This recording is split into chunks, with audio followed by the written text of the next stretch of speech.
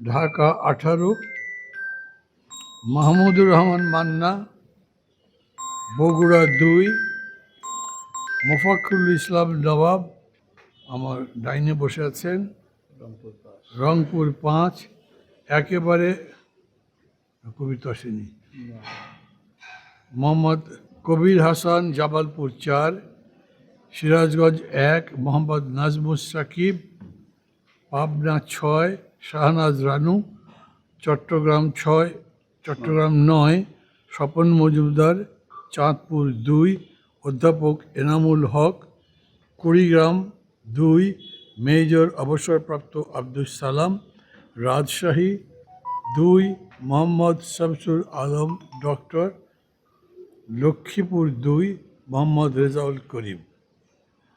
এই প্রেস কনফারেন্সে যারা উপস্থিত আছেন তাদের কারো কারোর সাথে পরিচয় হয়েছে আপনাদের।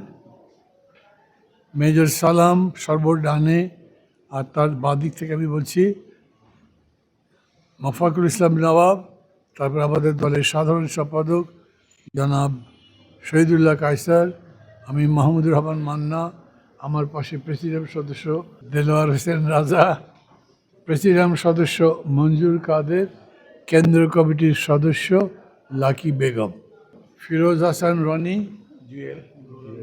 রুহুল আমিন জুয়েল এবং নাজমুল হাসান।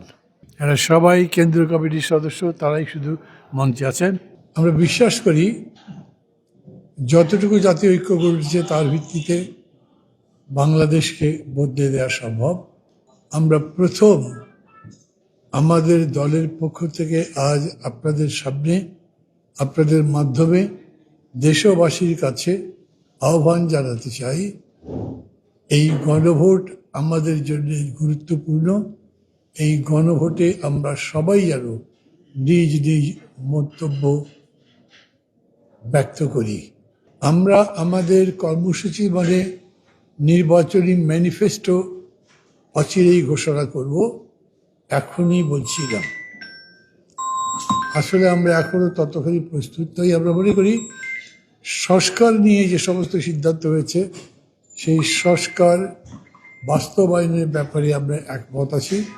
তার পেছনে পরিপূর্ণ সহযোগিতা এবং সক্রিয় অংশগ্রহণ কার্যক্রম করা, আমরা সেটা করব।